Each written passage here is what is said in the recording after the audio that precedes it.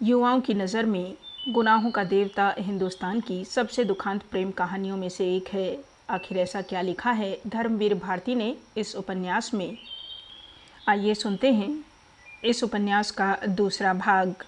पम्मी इस कहानी का त्रिकोण है। वह एक एंग्लो इंडियन लेडी है जो तलाक के बाद चंद्र की तरफ खिंचती है। उसे चंद्र और सुधा के प्यार का पता है। एक बार वह कहती है, शादी और तलाक के बाद मैं इस नतीजे पर पहुंची हूं कि 14 बरस से 34 बरस तक लड़कियों को बहुत अनुशासन में रखना चाहिए, इसलिए कि इस उम्र में लड़कियां बहुत नादान होती है। जो कोई भी चार मीठी बातें करता है तो लड़कियां समझती हैं कि इससे ज़्यादा प्यार उन्हें कोई नहीं करता। इस उम्र में जो कोई भी ऐरा गैरा उनके संसर्ग में आ जाता है उसे वे प्यार का देवता समझने लगती हैं, और नतीजा यह होता है कि वे ऐसे जाल में फंस जाती हैं कि ज़िंदगी भर उससे छुटकारा नहीं मिलता। धर्मवीर भारती ने अपने उपन्यास में पम्मी और चंदर के संबंधों की गहराई से बताते हुए थोड़ा सेक्सुअल टच तो दिया है, पर वल्गैरिटी कहीं नहीं रखी। उसमें सिहरन है, रोमांच व रोमांस है, पर उत्तेजना नहीं। एक जगह चंदर जब पम्मी को छूता है तो उसके अनुभव के बहाने धर्मवीर भारती आदमियों को लेकर औरतों की समझ का बयान यूँ करते हैं। औरत अपने प्रति आने वाले प्यार और आकर्षण को समझने में चाहे एक बार भूल कर जाए, लेकिन वह अपने प्रति आने वाली उदासी और उपेक्षा को पहचानने में कभी भूल नहीं करती। वह होठों पर होठों के स्पर्शों के गूढ़तम अर्थ समझ सकती है। वह आपके स्पर्श में आपकी नसों से चलती हुई भावना पहचान सकती है। वह आपके वक्स से सिर टिकाकर आपके दिल की धड़कनों की भाषा समझ सकती है। यदि उसे थोड़ा सा भी अनुभव है कि आप उसके हाथ पर हाथ रखते हैं तो स्पर्श की अनुभूति से ही जान जाएगी कि आप उससे कोई प्रश्न कर रहे हैं, कोई याचना कर रहे हैं, सांत्वना दे रहे हैं या सांत्वना मांग रहे हैं, क्षमा मांग रहे हैं या क्षमा दे रहे हैं, प्यार का प्रारंभ कर रहे हैं या समाप्त कर रहे हैं, स्वागत कर रहे हैं या विदा दे रहे हैं। यह पुलक का स्पर्श है या उदासी का भाव, या नशे का स्पर्श है या खिन्नता और बेमानी का। एक जगह वे कहते हैं कि शरीर की प्यास भी उतनी ही पवित्र और स्वाभाविक है जितनी आत्मा की पूजा। आत्मा की पूजा और शरीर की प्यास दोनों अभिन्न हैं। सुनते हैं इस उपन्यास को विस्तार से। एक गमकदे की शाम, मन उदास, तबीयत उचटी सी, सितारों की रोशनी फीकी लग रही थी। मार्च की शुरुआत थी और फिर भी जाने शाम कितनी गर्म थी, या सुधा को ही इतनी बेचैनी लग रही थी। पहले वह जाकर सामने के लॉन में बैठी, लेकिन सामने के मौलसरी के पेड़ में छोटी छोटी गौरैयों ने मिलकर इतनी ज़ोर से चहचहाना शुरू किया कि उसकी तबीयत खराब हो गई। वह इस वक्त एकांत चाहती थी और उससे बढ़कर सन्नाटा चाहती थी, जहाँ कोई न बोले, कोई बात न करे, सभी खामोशी में डूबे हुए हों।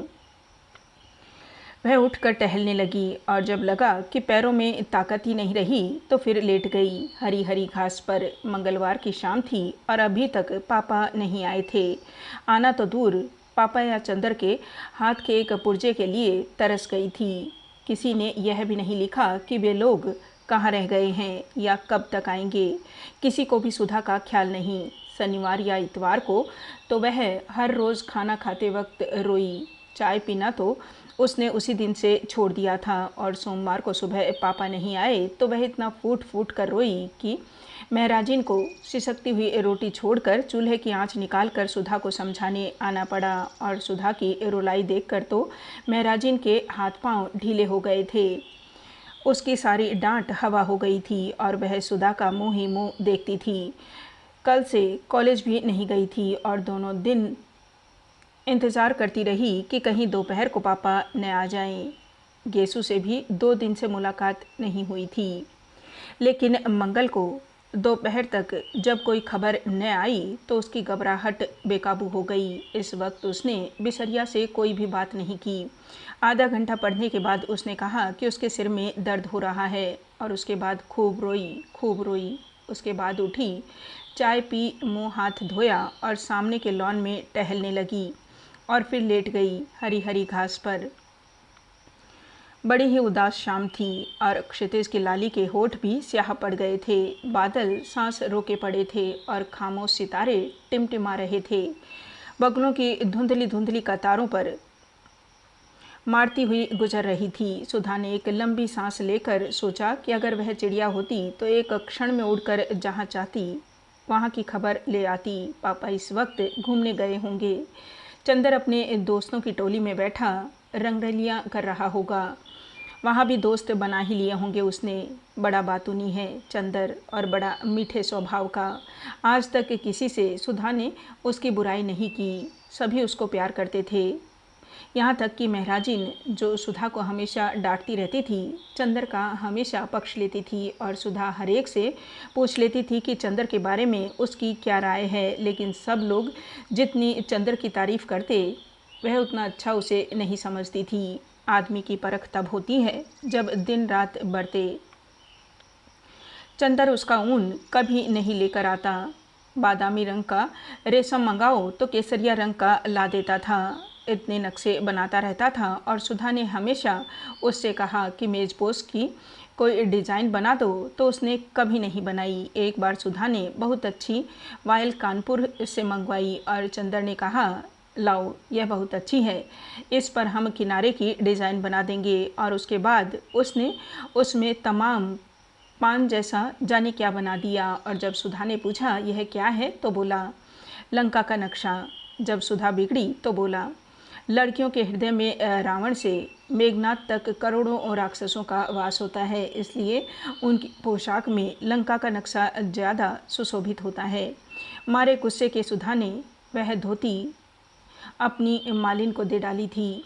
यह सब बातें तो किसी को मालूम नहीं।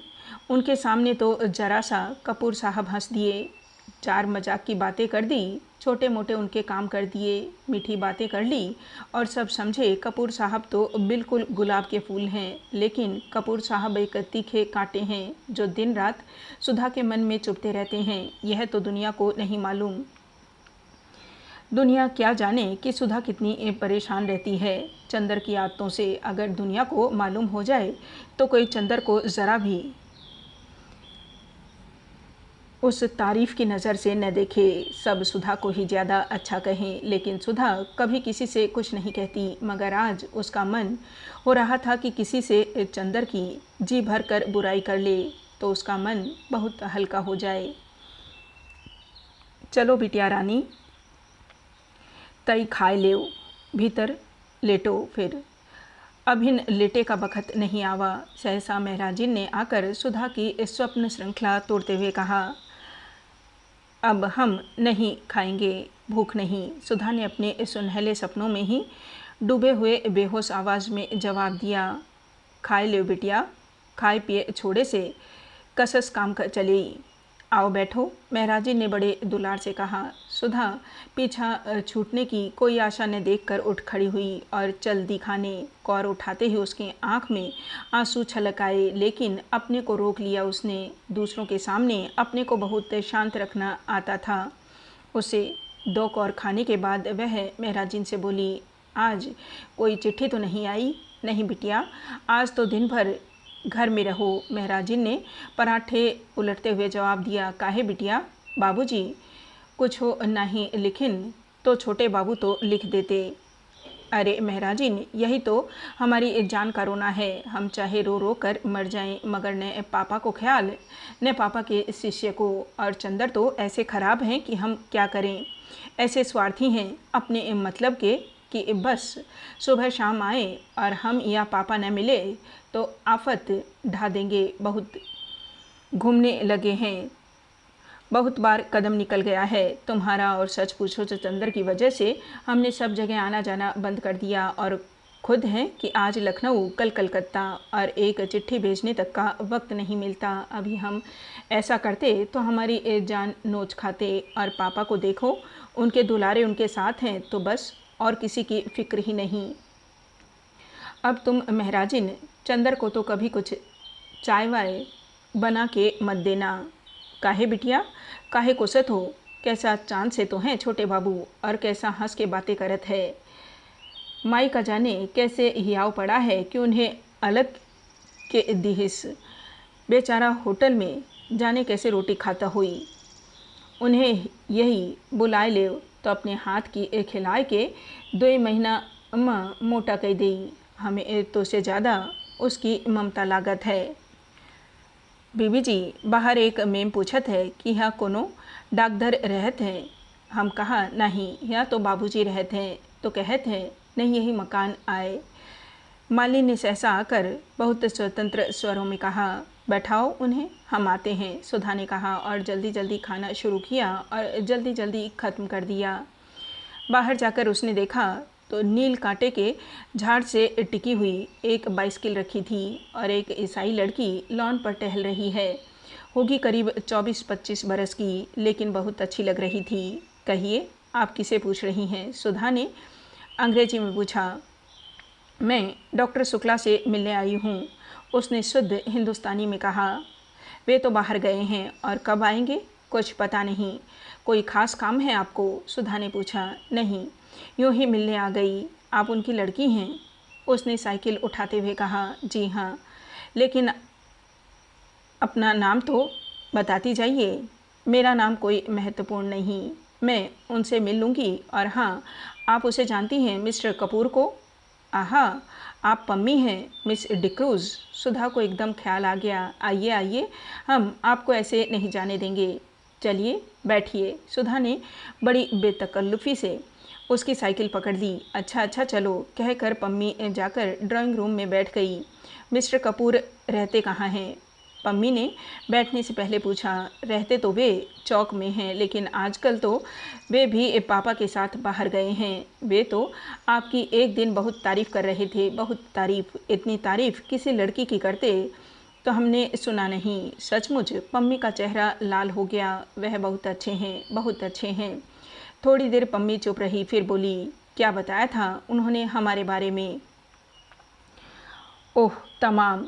एक दिन शाम को तो हम लोग आप ही के बारे में बातें करते रहे, आपके भाई के बारे में बताते रहे, फिर आपके काम के बारे में बताया कि आप कितना तेज़ टाइप करती हैं, फिर आपकी रुचियों के बारे में बताया कि आपको साहित्य से बहुत शौक़ नहीं है और आप शादी से बेहद नफ़रत करती हैं और आप ज़्यादा मिलती जुलती नहीं, बाहर आती जाती नहीं। और मिस डिक्रूज़, न आप पम्मी कहिए मुझे। हाँ, तो मिस पम्मी, शायद इसलिए आप उसे इतनी अच्छी लगी कि आप कहीं आती जाती नहीं। वह लड़कियों का आना जाना और आज़ादी बहुत नापसंद करता है। सुधा बोली।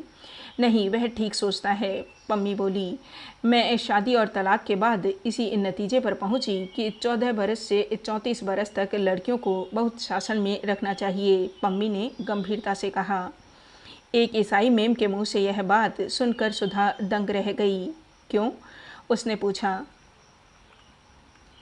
इसलिए कि इस उम्र में लड़कियां बहुत नादान होती है और जो कोई भी 4 मीठी बातें करता है तो लड़कियां समझती हैं कि इससे ज़्यादा प्यार उन्हें कोई नहीं करता। और इस उम्र में जो कोई भी ऐरा गैरा उनके संसर्ग में आ जाता है उसे वे प्यार का देवता समझने लगती हैं और नतीजा यह होता है कि वे ऐसे जाल में फंस जाती हैं कि ज़िंदगी भर उससे छुटकारा नहीं मिलता। मेरा तो यह विचार है कि या तो लड़कियाँ 34 बरस के बाद शादियाँ करें, जब वे अच्छा बुरा समझने के लायक हो जाए। नहीं तो मुझे तो हिंदुओं का कायदा सबसे ज़्यादा पसंद आता है कि 14 वर्ष के पहले ही लड़की की शादी कर दी जाए और उसके बाद उसका संसर्ग उसी आदमी से रहे जिससे उसे ज़िंदगी भर निभाह करना है और अपने विकास क्रम से दोनों ही एक दूसरे को समझते चलें। लेकिन यह तो सबसे भद्दा तरीका है कि 14 और 34 बरस के बीच में लड़की की शादी हो और उसे आज़ादी दी जाए। मैंने तो स्वयं अपने ऊपर बंधन बांध लिए थे। तुम्हारी तो शादी अभी नहीं हुई। नहीं, बहुत ठीक। तुम 34 बरस के पहले शादी मत करना। अच्छा, हाँ, और क्या बताया चंदर ने मेरे बारे में? और तो कुछ खास नहीं। हाँ, यह कह रहा था आपको चाय और सिगरेट बहुत अच्छी लगती है। ओहो, देखिए मैं भूल ही गई। लीजिए सिगरेट मंगवाती हूँ। और सुधा ने घंटी बजाई। रहने दीजिए, मैं सिगरेट छोड़ रही हूँ। क्यों? इसलिए कि कपूर को अच्छा नहीं लगता और अब वह मेरा दोस्त बन गया है और दोस्ती में एक दूसरे से निबाही करना पड़ता है। उसने आपसे यह नहीं बताया कि मैंने उसे दोस्त मान लिया है? पम्मी ने पूछा। जी हाँ, बताया था। अच्छा, तो चाय लीजिए। हाँ हाँ, चाय मंगवा लीजिए। आपका कपूर से क्या संबंध है? पम्मी ने पूछा। कुछ नहीं, मुझसे भला क्या संबंध होगा उनका? जब देखिए तब बिगड़ते रहते हैं मुझ पर, और बाहर गए हैं और आज तक कोई खत नहीं भेजा। ये कहीं संबंध है? नहीं, मेरा मतलब आप उनसे घनिष्ठ हैं? हाँ। कभी वह छिपाते तो नहीं मुझसे कुछ? क्यों? तब तो ठीक है, सच्चे दिल के आदमी मालूम पड़ते हैं। आप तो यह बता सकती हैं कि उन्हें क्या क्या चीज़ें पसंद है? हाँ, उन्हें कविता पसंद है। बस कविता के बारे में बात न कीजिए, कविता सुना दीजिए उन्हें, या कविता की किताब दे दीजिए उन्हें। और उनको सुबह घूमना पसंद है, रात को गंगा जी की सैर करना पसंद है, सिनेमा तो बेहद पसंद है, और क्या, चाय की पत्ती का हलवा पसंद है। यह क्या होता है? मेरा मतलब बिना दूध की चाय उन्हें पसंद है। अच्छा अच्छा, देखिए, आप सोचेंगी कि मैं इस तरह से मिस्टर कपूर के बारे में पूछ रही हूँ जैसे मैं कोई जासूस हूँ, लेकिन असल बात मैं आपको बता दूँ, मैं पिछले 2-3 साल से अकेली रहती रही, किसी से भी नहीं मिलती जुलती थी। उस दिन मिस्टर कपूर गए तो पता नहीं क्यों मुझ पर प्रभाव पड़ा। उनको देखकर ऐसा लगा कि यह आदमी है जिसमें दिल की सच्चाई है, जो आदमियों में बिल्कुल नहीं होती। तभी मैंने सोचा इनसे दोस्ती कर लूं, लेकिन चूंकि एक बार दोस्ती करके विवाह और विवाह के बाद अलगाव मैं भोग चुकी हूं, इसलिए उनके बारे में पूरी जांच पड़ताल कर लेना चाहती हूं। लेकिन दोस्त तो अब बना ही चुकी हूं। चाय आ गई थी और पम्मी से सुधा चाय का प्याला ले रही थी। न, मैं तो अभी एक खाना खा चुकी, सुधा बोली। पम्मी ने 2-3 चुस्कियों के बाद कहा, आपके बारे में चंदर ने मुझसे कहा था। कहा होगा, सुधा मुंह बिगाड़ कर बोली। मेरी बुराई कर रहे होंगे, और क्या। पम्मी चाय के प्याले से उठते हुए धुएं को देखते हुए अपने ही ख्याल में डूबी थी। थोड़ी देर बाद बोली, मेरा अनुमान गलत नहीं होता। मैंने कपूर को देखते ही समझ लिया था कि यही मेरे लिए उपयुक्त मित्र है। मैंने कविता पढ़नी बहुत दिनों से छोड़ दी, लेकिन किसी कवयित्री ने, शायद मिसेस ब्राउनिंग ने कहीं लिखा था कि वह मेरी इस ज़िंदगी में रोशनी बनकर आया। उसे देखते ही मैं समझ गई कि यह वह आदमी है जिसके साथ मेरे दिल के सभी राज सुरक्षित रहेंगे। वह खेल नहीं करेगा और प्यार भी नहीं करेगा। ज़िंदगी में आकर भी इस ज़िंदगी से दूर, और सपनों में बंधकर भी सपनों से अलग। यह बात कपूर पर बहुत लागू होती है। माफ़ करना मिस सुधा, मैं आपसे इसलिए कह रही हूँ कि आप इनकी एक घनिष्ठ हैं और आप उन्हें बतला देंगी कि मेरा क्या ख्याल है उनके बारे में। अच्छा, अब मैं चलूँगी। बैठिए ना, सुधा बोली। नहीं, मेरा भाई अकेला खाने के लिए इंतज़ार कर रहा होगा, उठते हुए पम्मी ने कहा। आप बहुत अच्छी हैं, इस वक्त आप आई तो मैं थोड़ी सी चिंता भूल गई, वरना मैं 3 दिन से उदास थी। बैठिए, कुछ और चंदर के बारे में बताइए ना। अब नहीं, वह अपने ढंग का अकेला आदमी है, यह मैं कह सकती हूँ। ओह, तुम्हारी आंखें बड़ी सुंदर हैं, देखूं? और छोटे बच्चे की तरह उसके मुंह को हथेलियों से ऊपर उठाकर पम्मी ने कहा, बहुत सुंदर आंखें हैं। माफ़ करना, मैं एक कपूर से भी इतनी ही बेतकल्लुफ़ हूँ।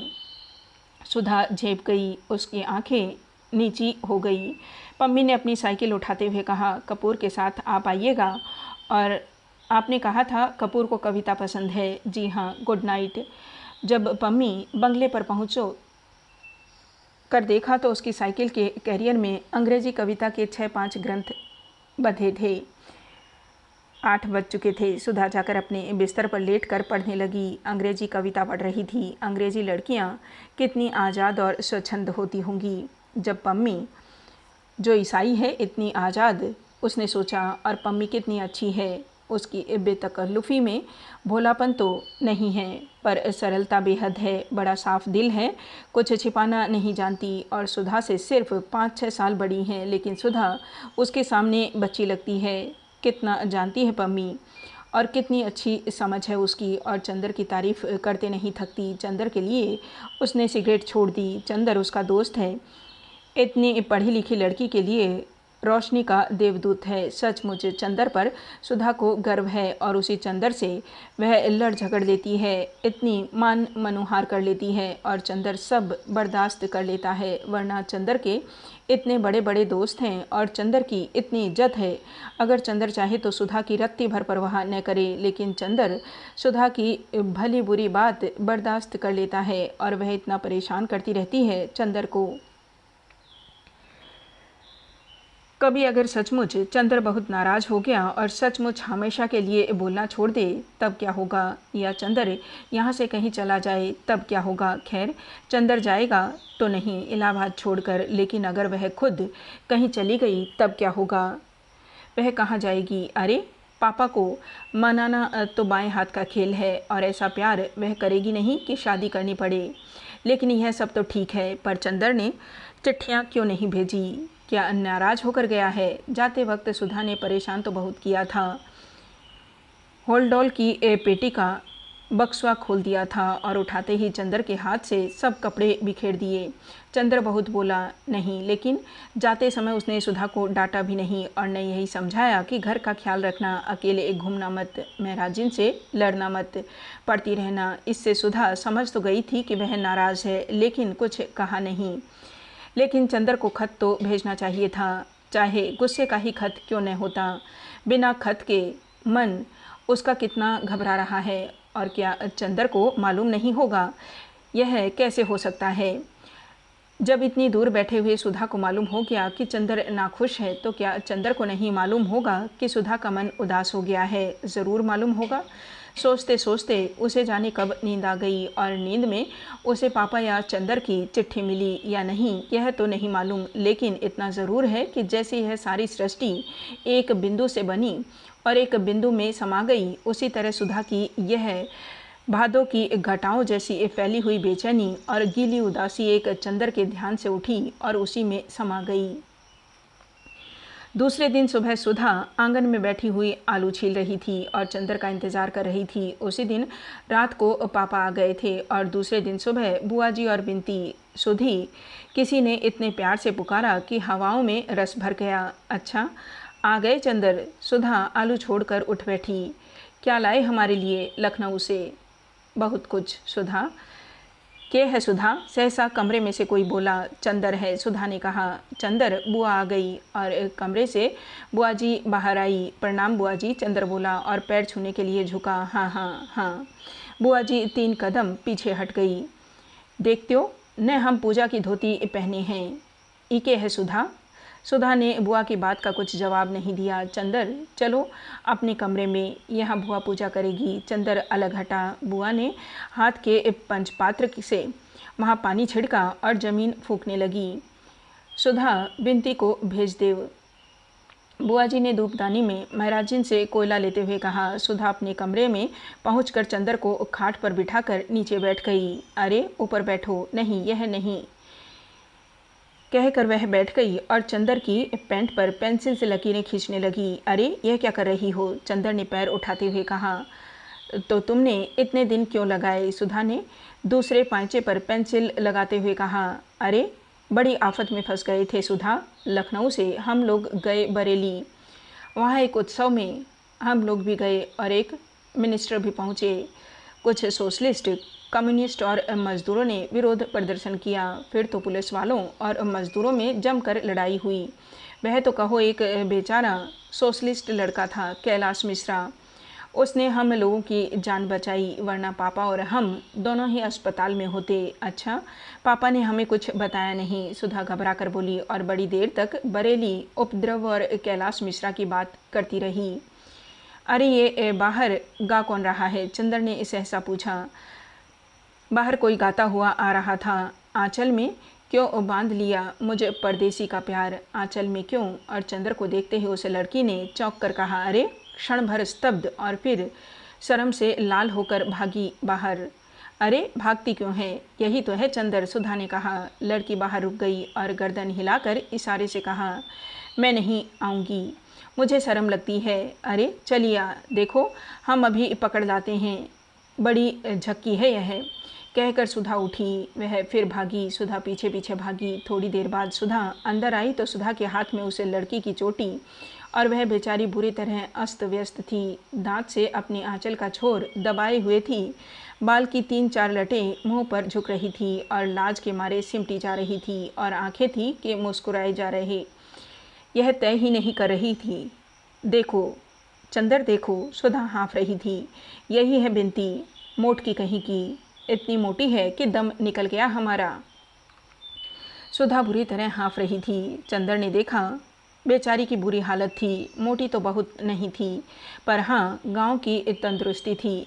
लाल चेहरा जिसे शर्म ने तो दूना बना दिया था। एक हाथ से अपनी चोटी पकड़े थी, दूसरे से अपने कपड़े ठीक कर रही थी और दांत से आंचल पकड़े। छोड़ दो उसे। यह क्या है सुधा, बड़ी जंगली हो तुम, चंदर ने डांट कर कहा। जंगली मैं हूँ या यह? चोटी छोड़कर सुधा बोली। यह देखो, दांत काट लिया है इसने। सचमुच सुधा के कंधे पर दांत के निशान बने हुए थे। चंदर इस संभावना पर बेतहासा हंसने लगा कि इतनी बड़ी लड़की दांत काट सकती है। क्यों जी, इतनी बड़ी हो गई और दांत काटती हो? उसकी हंसी रुक नहीं रही थी। सचमुच यह तो बड़े मज़े की लड़की है। बिनती है इसका नाम। क्यों रे, महुआ बिनती भी? क्या वहाँ जो बुआ जी ने विनती नाम रखा है वह पल्ला ठीक से ओढ़ चुकी थी। बोली नमस्ते। चंदर और सुधा दोनों हंस पड़े। अब इतनी देर बाद याद आई। चंदर और भी हंसने लगा। बिनती, ए बिनती, बुआ की आवाज़ आई। बिनती ने सुधा की ओर देखा और चली गई। और कहो सुधी, चंदर बोला, क्या हालचाल रहा यहाँ? फिर भी एक चिट्ठी भी तो नहीं लिखी तुमने। सुधा बड़ी शिकायत के स्वर में बोली। हमें रोज़ रुलाई आती थी और तुम्हारी वो आई थी। हमारी वो? चंदर ने चौंक कर पूछा। अरे हाँ, तुम्हारी पम्मी रानी। अच्छा वो आई थी, क्या बात हुई? कुछ नहीं, तुम्हारी एक तस्वीर देख देख कर रो रही थी। सुधा ने उंगलियां नचाते हुए कहा। मेरी तस्वीर देख कर? अच्छा, और थी कहाँ मेरी तस्वीर? अब तुम तो बहस करने लगे। हम कोई वकील हैं? तुम कोई नई बात बताओ, सुधा बोली। हम तो तुम्हें बहुत बहुत बात बताएंगे, पूरी कहानी है। इतने में बिनती आई। उसके हाथ में एक तस्तरी थी और एक गिलास। तस्तरी में कुछ मिठाई थी और गिलास में शरबत। उसने लाकर तस्तरी चंदर के सामने रख दी। ना भाई, हम नहीं खाएंगे, चंदर ने इनकार किया। बिनती ने सुधा की ओर देखा। खा लो। लगे नखरा करने। लखनऊ से आ रहे हैं ना, तकल्लुफ़ न करें तो मालूम कैसे हो? सुधा ने मुंह चिढ़ाते हुए कहा। चंदर मुस्कुराकर खाने लगा। दीदी के कहने पर खाने लगे आप? बिनती ने अपने हाथ की अंगूठी की ओर देखते हुए कहा। चंदर हंस दिया, कुछ बोला नहीं। बिनती चली गई। बड़ी अच्छी लड़की मालूम पड़ती है यह, चंदर बोला। बहुत प्यारी है और पढ़ने में हमारी तरह नहीं है, बहुत तेज़ है। अच्छा, तुम्हारी पढ़ाई कैसी चल रही है? मास्टर साहब बहुत अच्छा पढ़ाते हैं और चंदर, अब हम खूब बात करते हैं और उनसे दुनिया भर की, और वे बस हमेशा सिर नीचे किए रहते हैं। एक दिन पढ़ते वक्त हम गरी पास में रख कर खाते गए, उन्हें मालूम ही नहीं हुआ। उनसे एक दिन कविता सुनवा दो, सुधा बोली। चंदर ने कुछ जवाब नहीं दिया और डॉक्टर साहब के कमरे में जाकर किताबें उलटने लगा। इतने में बुआ जी का तेज स्वर आया। हमें मालूम होता कि ए मो झौसी, हमसे ऐसी नाच न चाहिए तो हम पैदा होते गला घोटते। हरे राम, अक्का सिर पर उठाए है। कई घंटे से नैयात नैयात गटई फट गई। बोलते नहीं, जैसे सांप सूंघ गया होए। प्रोफेसर शुक्ला के मुंह में से एक कुछ सुनाई देता। इतनी देर में बुआ जी का तेज स्वर आया। हमें मालूम होता कि ए मोजोसी, हमसे ऐसी नाच नचाई तो हम पैदा होते ही यह गला घोटते थे। प्रोफेसर शुक्ला के घर में वह नया सांस्कृतिक तत्व था। कितनी शालीनता और शिष्टता से वह रहते थे। कभी इस तरह की भाषा भी उनके घर में सुनने को मिलेगी, इसकी चंदर को जरा भी उम्मीद न थी। चंदर चौंक कर उधर देखने लगा। डॉक्टर शुक्ला समझ गए, कुछ लज्जित से, और मुस्कुराकर ग्लानि छिपाते हुए से बोले, मेरी विधवा बहन है, कल गांव से आई है लड़की को पहुंचाने। उसके बाद कुछ पटकने का स्वर आया, शायद किसी बर्तन के। इतने में सुधा आई, गुस्से से लाल। सुना पापा तुमने? बुआ अब बिनती को मार डालेगी। क्या हुआ आखिर? डॉक्टर शुक्ला ने पूछा। कुछ नहीं। विंती ने पूजा का पंच पात्र उठाकर ठाकुर जी के सिंहासन के पीछे रख दिया था। उन्हें दिखाई नहीं पड़ा तो गुस्सा विंती पर उतार रही है। इतने में फिर उनकी आवाज़ आई। पैदा करते बखत बहुत अच्छा लगा रहा, पालत बखत टे बोल गए, मर गए रहो तो आपन संतानों अपने साथ ले जाते हो। हमारे मूड पर ई हत्या काहे डाल गए? ऐसी कुलच्छणी है कि ये पैदा होते ही न बाप को खाद गई। सुना पापा तुमने? चलो हम चलते हैं, डॉक्टर शुक्ला ने कहा। सुधा वहीं रह गई। चंदर से बोली, ऐसा बुरा स्वभाव है बुआ का कि बस विनती ऐसी है कि इतना बर्दाश्त कर लेती है। बुआ ने ठाकुर जी का सिंहासन साफ करते हुए कहा, रोवत काहे हो? कौन तुम्हारी माई बाप को गरियावा है कि ई असुआ ढरका रही हो? ये सब चोचला अपने को दिखाएगा। 2 महीना और है, अभिन से ओध्यानी न जाओ। अब अभद्रता सीमा पार कर चुकी थी। बिनती, चलो कमरे के अंदर, हटो सामने से, डॉक्टर शुक्ला ने डांट कर कहा। अब ये चरखा बंद होगा या नहीं? कुछ शर्म हया है या नहीं तुम में? बिनती इसे सकते हुए अंदर गई। स्टडी रूम में देखा कि चंदर है तो उल्टे पांव लौट आई सुधा के कमरे में और फूट फूट कर रोने लगी। डॉक्टर शुक्ला लौट आए। अब हम ये सब करें कि अपना काम करें। अच्छा, कल से घर में महाभारत मचा रखा है। कब जाएंगी ये? सुधा, कल जाएंगी। पापा, अब बिनती को कभी मत भेजना इनके पास, सुधा ने गुस्से भरे स्वर में कहा। अच्छा जाओ, हमारा खाना परोसो। चंदर, तुम अपना काम यहाँ करो। यहाँ शोर ज़्यादा हो तो तुम लाइब्रेरी में चले जाना, आज भर की तकलीफ़ है। चंदर ने अपनी कुछ किताबें उठाई और उसने चला जाना ही ठीक समझा। सुधा खाना परोसने चली गई। बिनती रो रो कर तकिए पर सिर पटक कर अपनी कुंठा और दुख उतार रही थी। बुआ घंटी बजा रही थी। दबी जबान जाने क्या बकती जा रही थी। यह घंटी के भक्ति भावना भरे मधुर स्वर में सुनाई नहीं देता था। लेकिन बुआ जी दूसरे दिन गई नहीं। जब 3-4 दिन बाद चंदर गया तो देखा बाहर के सेहन में डॉक्टर शुक्ला बैठे हुए हैं और दरवाज़ा पकड़कर बुआ जी खड़ी बातें कर रही हैं। लेकिन इस वक्त बुआ जी काफ़ी गंभीर थी और किसी विषय पर मंत्रणा कर रही थी। चंदर के पास पहुंचने पर फ़ौरन वे चुप हो गई और चंदर की ओर सशंकित नेत्रों से देखने लगी। डॉक्टर शुक्ला बोले, आओ चंदर, बैठो।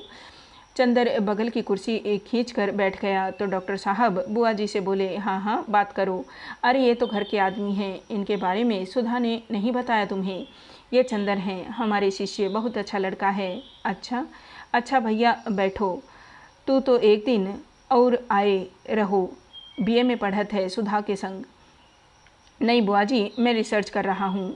आह, बहुत खुशी भाई तो को देख के। हाँ तो सुकुल, वे अपने भाई से बोली, फिर यही ठीक हुई। विनती का ब्याह टाल दे और अगर ये लड़का ठीक हुई जाए तो सुधा का ब्याह आषाढ़ भर में निपटाए देव। अब अच्छा नहीं लागत। ठोठ ऐसी बिटिया सोनी मांग लिए छर्रारा करत एहोर, बुआ बोली। हाँ ये तो ठीक है, डॉक्टर शुक्ला बोले। मैं खुद सुधा का ब्याह अब टालना नहीं चाहता। बीए तक की शिक्षा काफ़ी है, वरना फिर हमारी जाति में तो लड़के नहीं मिलते। लेकिन ये जो लड़का तुम बता रही हो तो घर वाले कुछ ऐतराज़ तो नहीं करेंगे? और फिर लड़का तो हमें अच्छा लगा, लेकिन घर वाले पता नहीं कैसे हों।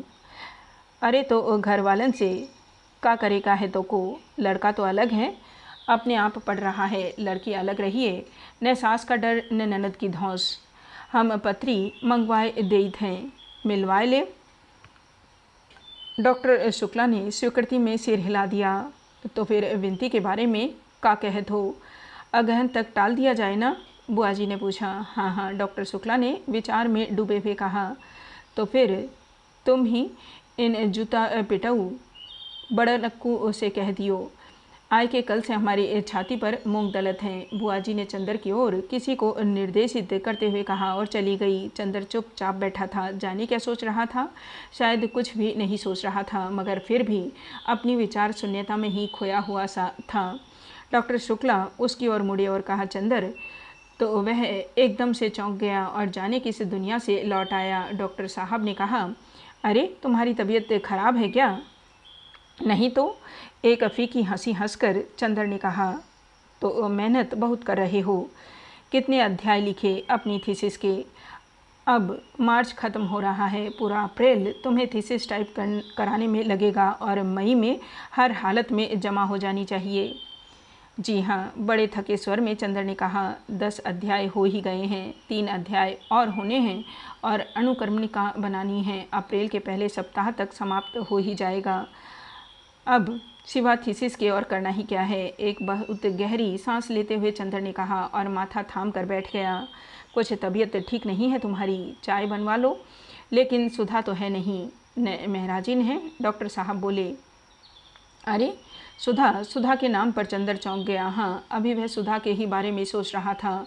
अब बुआ जी बात कर रही थी। क्या सोच रहा था? देखो, उसने याद करने की कोशिश की पर कुछ याद ही नहीं आ रहा था। पता नहीं क्या सोच रहा था, पता नहीं था। कुछ सुधा के ब्याह की बात हो रही थी शायद। क्या बात हो रही थी? कहाँ गई है सुधा? चंद्र ने पूछा। आज शायद साबिर साहब के यहाँ गई है। उनकी लड़की उनके साथ पढ़ती है ना, वहीं गई है, बिनती के साथ। अब इम्तहान को कितने दिन रह गए हैं? अभी घूमना बंद नहीं हुआ है उनका? नहीं, दिन भर पढ़ने के बाद उठी थी। उनके भी सिर में दर्द था, चली गई। घूम फिर लेने दो बेचारी को। अब तो जा ही रही है, डॉक्टर शुक्ला बोले एक हंसी के साथ जिसमें आंसू छलके पड़ते थे। कहाँ तय हो रही है सुधा की शादी? बरेली में। अब उसकी बुआ ने बताया है, जन्मपत्री दी है, मिलवा लो। फिर तुम जरा सब बातें देख लेना। तुम तो थीसिस में व्यस्त रहोगे, मैं जाकर लड़का देखाऊंगा। फिर मई के बाद जुलाई तक सुधा का ब्याह कर देंगे। तुम्हें डॉक्टरेट मिल जाए और यूनिवर्सिटी में जगह मिल जाए, बस हम तो लड़का लड़की दोनों से फारिग। डॉक्टर शुक्ला बहुत अजब से स्वरों में बोले।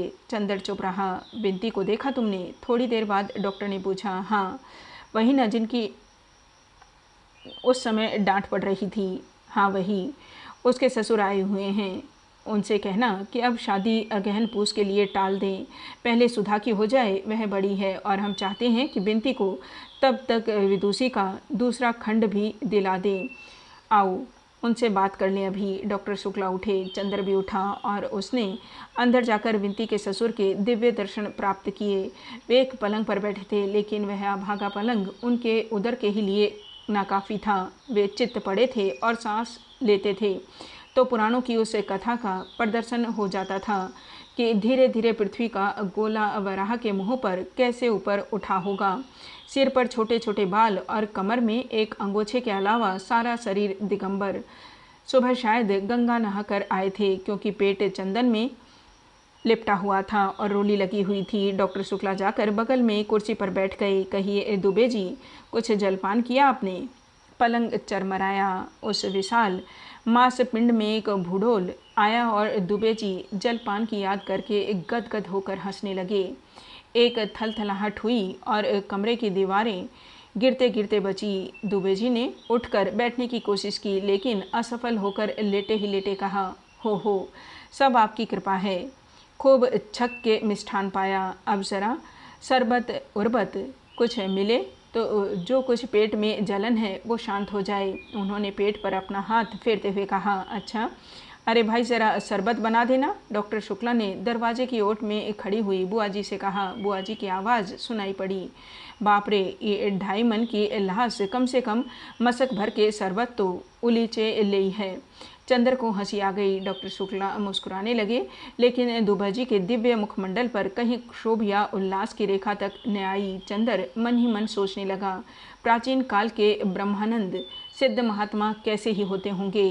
बुआ एक गिलास में शरबत ले आई। दुबे जी कांक कांक कर उठे और एक सांस में शरबत गले से नीचे उतार कर गिलास नीचे रख दिया। दुबे जी, एक प्रार्थना है आपसे। डॉक्टर शुक्ला ने हाथ जोड़कर बड़े विनीत स्वर में कहा। नहीं नहीं, बात काट कर दुबे जी बोले, बस अब हम कुछ न खावें।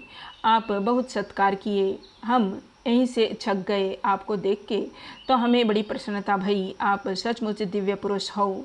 और फिर आप तो लड़की के मामा हो, और फिर ब्याह शादी में जो सो मामा का पक्ष देखा जाता है, ये तो भगवान ऐसा जोड़ मिलाइन है कि वर पक्ष और कन्या पक्ष दोनों के मामा बड़े ज्ञानी हैं। आप हैं तौन कॉलेज में प्रोफेसर, और हमार सार लड़का से मामा जौन है तौन डाकघर में मुंशी हैं, आपकी कृपा से, दुबे जी ने गर्व से कहा। चंदर मुस्कुराने लगा।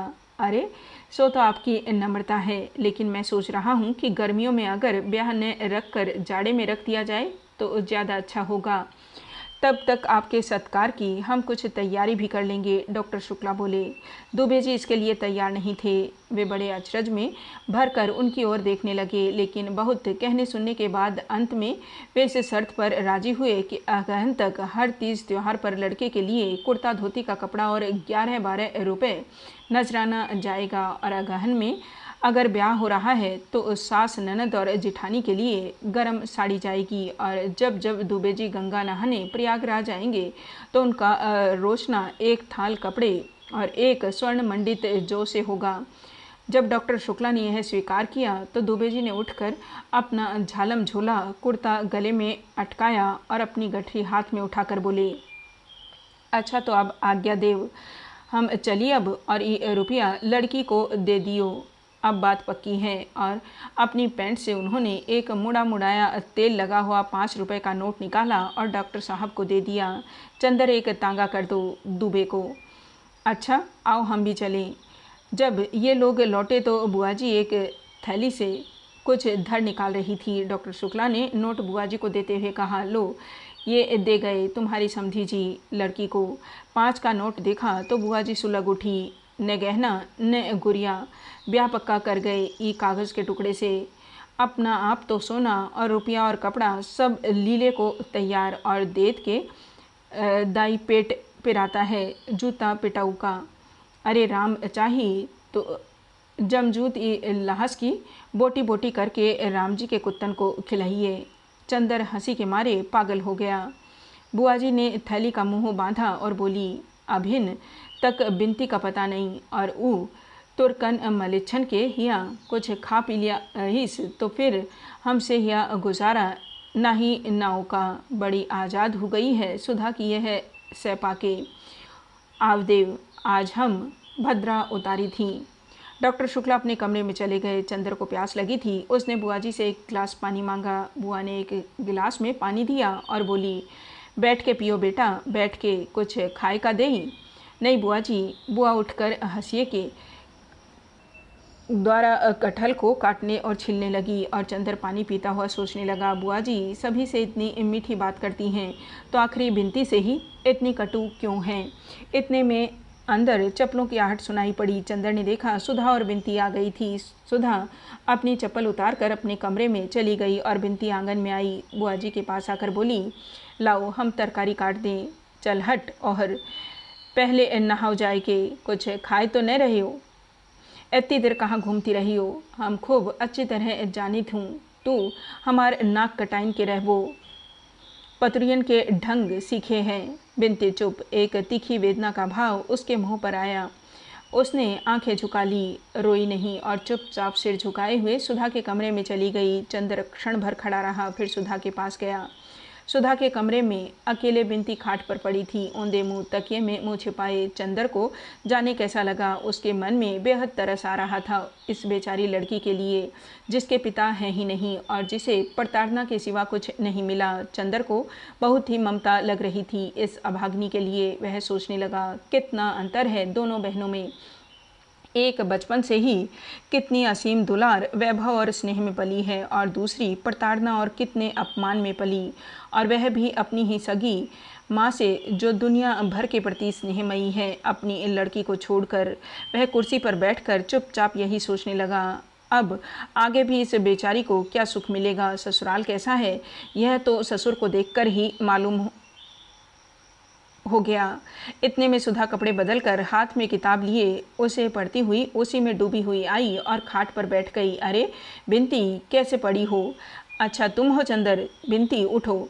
उसने बिनती की पीठ पर हाथ रख कर कहा। बिनती जो अभी तक निश्चेष्ट पड़ी थी, सुधा के ममता भरे स्पर्श पर फूट फूट कर रो पड़ी। तो सुधा ने चंदर से कहा, क्या हुआ बिनती रानी को? और बिनती भी जोरों से सिसकियां भरने लगी। तो सुधा ने चंदर से कहा, कुछ तुमने कहा होगा। 14 दिन बाद आए और आते ही लगे रुलाने उसे। कुछ कहा होगा तुमने, समझ गए? घूमने के लिए उसे डांटा होगा। हम साफ साफ बताए देते हैं चंदर, हम तुम्हारी डांट सह लेते हैं। इसके ये मतलब नहीं कि अब तुम इस बेचारी पर भी रौब झाड़ने लगो। इससे कभी कुछ कहा तो अच्छी बात नहीं होगी। तुम्हारे दिमाग का कोई पुर्जा ढीला हो गया है क्या? मैं को कहूँगा विंती को कुछ। बस फिर यही बात तुम्हारी बुरी लगती है, सुधा बिगड़ कर बोली। क्यों नहीं कहोगी विंती को कुछ? जब हमें कहते हो तो उसे क्यों नहीं कहोगे? हम तुम्हारे अपने हैं तो क्या वो तुम्हारी अपनी नहीं है? चंदर हंस पड़ा। सो क्यों नहीं है, लेकिन तुम्हारे साथ न ऐसे निभाा न वैसे निभाा, ये सब कुछ हम नहीं जानते। क्यों रो रही है यह? सुधा बोली धमकी के स्वर में। बुआ जी ने कुछ कहा था। चंदर बोला, अरे तो उसके लिए क्या रोना? इतना समझाया तुझे कि उनकी तो आदत है, हंसकर टाल दिया कर। चल उठ। हंसती है कि गुदगुदाऊं? सुधा ने गुदगुदाते हुए कहा। विंती ने उसका हाथ पकड़कर झटक दिया और फिर सिसकियां भरने लगी। नहीं मानेगी तू? सुधा बोली, अभी ठीक करती हूँ तुझे मैं। चंदर पकड़ो तो इसका हाथ। चंदर चुप रहा, नहीं उठे। उठो, तुम उसका हाथ पकड़ लो तो हम अभी इसे हंसाते हैं। सुधा ने चंदर का हाथ पकड़कर विंती की ओर बढ़ाते हुए कहा। चंदर ने अपना हाथ खींच लिया और बोला, वह तो रो रही है और तुम बजाय समझाने के उसे परेशान कर रही हो। अरे जानते हो क्यों रो रही है? अभी इसके ससुर आए थे जो बहुत मोटे थे, ये सोच रही है कि वो भी मोटे हों। सुधा ने फिर उसकी गर्दन गुदगुदा कर कहा। विंती हंस पड़ी। सुधा उछल पड़ी। लो, ये तो हंस पड़ी, अब रोगी। अब फिर सुधा ने गुदगुदाना शुरू किया। विंती पहले तो हंसी से लौट गई, फिर पल्ला संभालते हुए बोली, छी दीदी, वो बैठे हैं कि नहीं? और उठकर बाहर जाने लगी। कहाँ चली? सुधा ने पूछा। जा रही हूँ नहाने। विंती पल्लू से सिर ढकते हुए चल दी। क्यों? मैंने तेरा बदन छू लिया इसलिए? सुधा हंसकर बोली, ए चंदर, वो गेसू का छोटा भाई है ना, हसरत, मैंने उसे छू लिया तो फ़ौरन उसने जाकर अपना मुंह साबुन से धोया और अम्मी जान से बोला, मेरा मुंह झूठा हो गया और आज हमने गेसू के अख्तर मियाँ को देखा, बड़े मज़े के हैं। मैं तो गेसू से बात करती रही, लेकिन बिनती और फूल ने बहुत छेड़ा उन्हें। बेचारे घबरा गए। फूल बहुत चुलबुली है और बड़ी नाजुक है, बड़ी बोलने वाली है और बिनती और फूल का खूब जोड़ मिला। दोनों खूब गाती हैं। बिनती गाती भी है? चंद्र ने पूछा। हमने तो रोते ही देखा है। अरे बहुत अच्छा गाती है, इसने एक गांव का बहुत अच्छा गाया था। अरे देखो, वह सब बताने में हम तुम पर गुस्सा होना तो भूल ही गए। कहाँ रहे 4 रोज़? बोलो, बताओ जल्दी से। व्यस्त थे सुधा, अब थीसिस 3 हिस्सा लिख गई। इधर हम लगातार 5 घंटे से बैठकर लिखते थे। चंदर बोला, 5 घंटे? सुधा बोली, दूध आजकल पीते हो कि नहीं? हाँ हाँ, 3 गायें खरीद ली हैं। चंदर बोला, नहीं मजाक नहीं, कुछ खाते पीते रहना।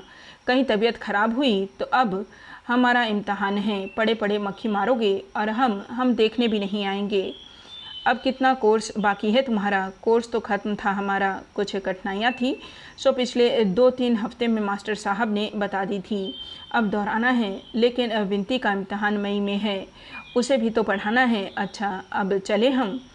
अरे बैठो, फिर जाने क्या दिन बाद आओगे? आज बुआ तो चली जाएंगी, फिर कल से यहीं पढ़ो ना। तुमने विनती के ससुर को देखा था? हाँ देखा था। चंदर उनकी रूपरेखा याद करके हंस पड़ा। बाप रे, पूरे टैंक थे वे तो। विनती की ननद से तुम्हारा ब्याह करवा दें? करोगे? सुधा बोली, लड़की इतनी ही मोटी है, उसे कभी डांट लेना तो देखेगी तुम्हारी हिम्मत। ब्याह?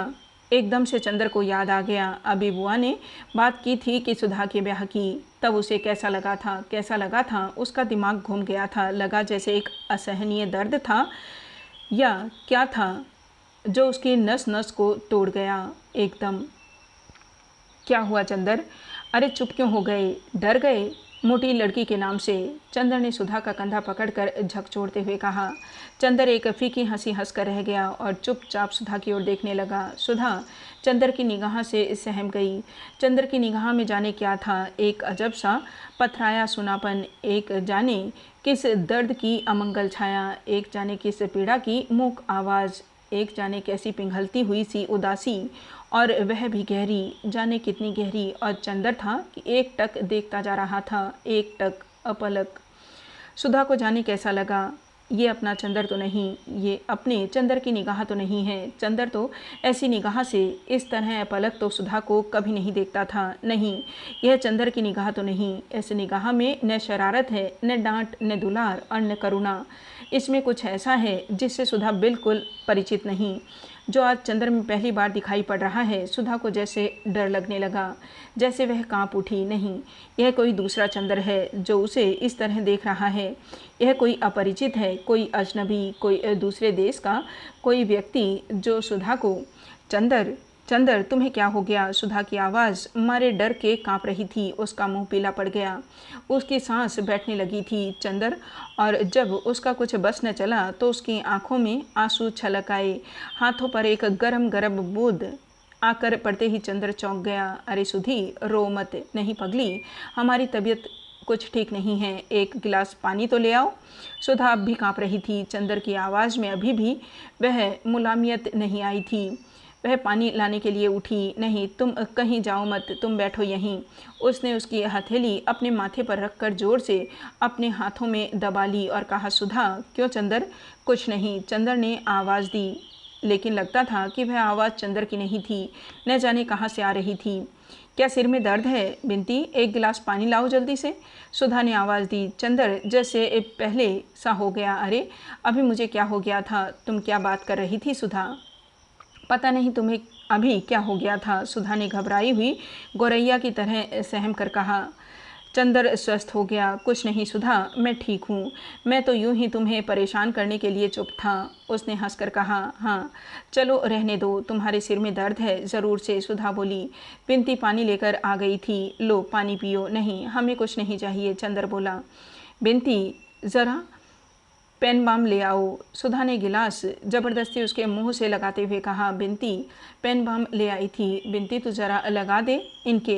अरे खड़ी क्यों है? कुर्सी के पीछे खड़ी होकर माथे पर ज़रा हल्की उंगली से लगा दे। बिंती आज्ञाकारी लड़की की तरह आगे बढ़ी, लेकिन फिर हिचक गई। किसी अजनबी लड़के के माथे पर कैसे पेन बाम लगा दे? चलती है या भी काट के गाड़ दे यहीं? मोटकी कहीं की, खा खा कर मोटानी है, ज़रा सा काम नहीं होता। बिंती ने हार कर पेन बाम लगाया। चंदर ने उसका हाथ हटा दिया तो सुधा ने बिंती के हाथ से पेन बाम लेकर कहा, लाओ हम लगा दें। बिंती ये पेन बाम देकर चली गई तो चंदर बोला, अब बताओ क्या बात कर रही थी? हाँ, बिंती के ब्याह की। ये उनके ससुर तो बहुत ही भद्दे मालूम पड़ रहे थे। क्या देखकर ब्याह कर रही हो तुम लोग? पता नहीं क्या देखकर ब्याह कर रही हैं बुआ। असल में बुआ पता नहीं क्यों बिंती से इतनी चिढ़ती हैं। वह तो चाहती हैं कि किसी तरह से बोझ टले सिर से, लेकिन चंदर, यह बिंती बड़ी खुश है। यह तो चाहती है कि किसी तरह जल्दी से ब्याह हो। सुधा मुस्कुराती हुई बोली। अच्छा, यह खुद ब्याह करना चाहती है? चंदर ने ताज्जुब से पूछा। और क्या, अपने ससुर की खूब सेवा कर रही थी सुबह। बल्कि पापा तो कह रहे थे कि अभी यह बीए कर ले तब ब्याह करो।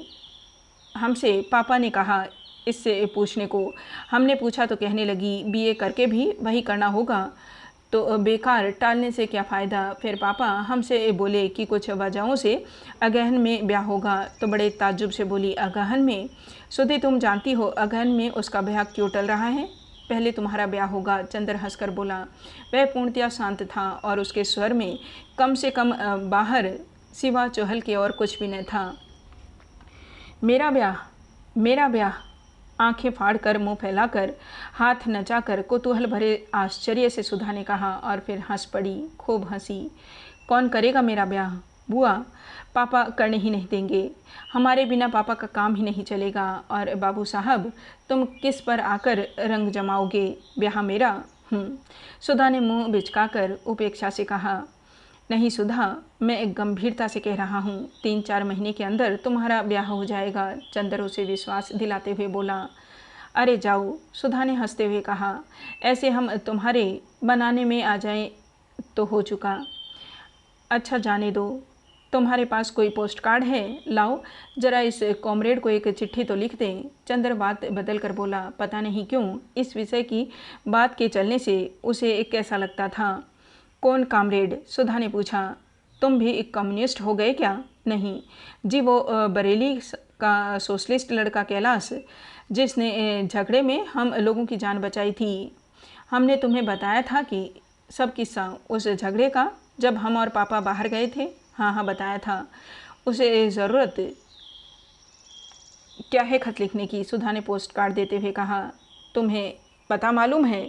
चंदर जब पोस्ट कार्ड लिख रहा था तो सुधा ने कहा, सुनो, उसे लिख देना कि पापा की सुधा पापा की जान बचाने के एवज में आपकी बहुत कृतज्ञ है और कभी अगर हो सके तो आप इलाहाबाद ज़रूर आइए। लिख दिया?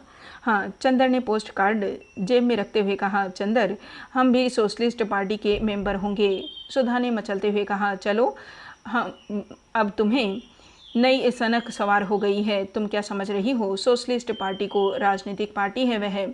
यह मत करना कि सोशलिस्ट पार्टी में जाओ और लौट कर आओ तो पापा से कहो, अरे हम तो समझे पार्टी है, वहाँ चाय पानी मिलेगा, वहाँ तो सब लोग लेक्चर देते हैं। धत, हम कोई बेवकूफ़ हैं क्या? सुधा ने बिगड़ कर कहा। नहीं, सो तो तुम बुद्धि सागर हो, लेकिन लड़कियों की राजनीतिक बुद्धि कुछ ऐसी ही होती है। चंदर बोला। अच्छा रहने दो, लड़कियां न हो तो काम ही न चले, सुधा ने कहा। अच्छा सुधा, आज कुछ रुपए दोगी? हमारे पास पैसे ख़त्म हैं और सिनेमा देखना ज़रा। चंदर ने बहुत दुलार से कहा। हाँ हाँ, ज़रूर देंगे तुम्हें, मतलब ही कहीं के। सुधा बोली, अभी अभी तुम लड़कियों की बुराई कर रहे थे ना, तो तुम और लड़कियों में से थोड़े ही हो, तुम तो हमारी सुधा हो, सुधा महान। सुधा पिघल गई। अच्छा, कितना लोगे? अपनी पॉकेट में से 5 रुपए का नोट निकाल कर बोली। इससे काम चल जाएगा? हाँ हाँ, आज ज़रा सोच रहे हैं पम्मी के यहाँ जाएं, तब सेकंड सो जाएं। पम्मी रानी के यहाँ जाओगे? समझ गए, तभी तुमने चाचा जी से ब्याह करने से इनकार कर दिया। लेकिन पम्मी तुमसे 3 साल बड़ी है, लोग क्या कहेंगे? सुधा ने छेड़ा। तो क्या हुआ जी? सब यूं ही चलता है। चंदर हंसकर टाल गया। तो फिर खाना यहीं खाए जाओ और कार लेते जाओ, सुधा ने कहा। मंगाओ, चंदर ने पलंग पर पैर फैलाते हुए कहा। खाना आ गया और जब तक चंदर खाता रहा सुधा सामने बैठी रही और बिनती दौड़ दौड़ कर पूड़ी लाती रही। जब चंदर पम्मी के बंगले पर पहुंचा तो शाम होने में देर नहीं थी, लेकिन अभी फर्स्ट शो शुरू होने में देरी थी। पम्मी गुलाबों के बीच में टहल रही थी और बर्टी एक अच्छा सा सूट पहने लॉन पर बैठा था और घुटनों पर ठुड्डी रखे कुछ सोच विचार में पड़ा था। बर्टी के चेहरे पर का पीलापन भी कुछ कम था। वह देखने से इतना भयंकर नहीं मालूम पड़ता था, लेकिन उसकी आंखों का पागलपन अभी वैसा ही था और खूबसूरत सूट पहनने पर भी उसका हाल यह था कि एक कॉलर अंदर था और एक बाहर। पम्मी ने चंदर को आते देखा तो खिल गई। हेलो कपूर, क्या हाल है? पता नहीं क्यों आज सुबह से मेरा मन कह रहा था कि आज मेरे मित्र ज़रूर आएंगे और शाम के वक्त तुम तो इतने अच्छे लगते हो जैसे वह जगमग सितारा जिसे देखकर किड्स ने अपनी आखिरी सानेट लिखी थी। पम्मी ने एक गुलाब तोड़ा और चंदर के कोट के बटन होल में लगा दिया। चंदर ने बड़े भय से बर्टी की ओर देखा कि कहीं गुलाब को तोड़े जाने पर वह फिर चंदर की गर्दन पर सवार न हो जाए, लेकिन बर्टी कुछ बोला नहीं। बर्टी ने सिर्फ हाथ उठाकर अभिवादन किया और फिर बैठकर सोचने लगा। पम्मी ने कहा, आओ अंदर चलें, और चंदर और पम्मी दोनों ड्राइंग रूम में बैठ गए। चंदर ने कहा, मैं तो डर रहा था कि तुमने गुलाब तोड़कर मुझे दिया तो कहीं बर्टी नाराज न हो जाए, लेकिन वह कुछ बोला नहीं। पम्मी मुस्कुराई। हाँ, अब वह कुछ कहता नहीं और पता नहीं क्यों गुलाबों से उसकी तबीयत भी इधर हट गई। अब वह उतनी परवाह भी नहीं करता। क्यों? चंदर ने ताज्जुब से पूछा। पता नहीं क्यों, मेरी तो समझ में यह आता है कि उसका जितना विश्वास अपनी पत्नी पर था वह इधर धीरे धीरे हट गया और उधर वह यह विश्वास करने लगा है कि सचमुच वह सार्जेंट को प्यार करती थी, इसलिए उसने फूलों को प्यार करना छोड़ दिया। अच्छा, लेकिन यह हुआ कैसे? उसने तो अपने मन में इतना गहरा विश्वास जमा रखा था कि मैं समझता था कि मरते दम तक उसका पागलपन न छूटेगा। चंदर ने कहा। नहीं, बात यह हुई कि तुम्हारे जाने के 2-3 दिन बाद मैंने एक दिन सोचा कि मान लिया जाए अगर मेरे और बर्टी के विचारों में मतभेद है तो इसका मतलब यह नहीं कि मैं उसके गुलाब चुराकर उसे मानसिक पीड़ा पहुंचाऊं और उसका पागलपन और बढ़ाऊं। बुद्धि और तर्क के अलावा भावना और सहानुभूति का भी एक महत्व मुझे लगा और मैंने फूल चुराना छोड़ दिया। 2-3 दिन वह बेहद खुश रहा, बेहद खुश, और मुझे भी बड़ा संतोष हुआ कि लो अब बर्टी शायद ठीक हो जाए। लेकिन तीसरे दिन सहसा उसने अपना खुरपा फेंक दिया और कई गुलाब के पौधे उखाड़ कर फेंक दिए और मुझसे बोला, अब तो कोई फूल भी नहीं चुराता, अब भी वह इन फूलों से नहीं मिलती। वह ज़रूर सार्जेंट के साथ जाती है। वह मुझे प्यार नहीं करती, हरगिज़ नहीं करती। और वह रोने लगा। बस उसी दिन से वह गुलाबों के पास नहीं जाता और आजकल बहुत अच्छे अच्छे सूट पहन कर घूमता है और कहता है क्या मैं इस सार्जेंट से कम सुंदर हूँ। और इधर वह बिल्कुल पागल हो गया है, पता नहीं किससे अपने आप लड़ता रहता है।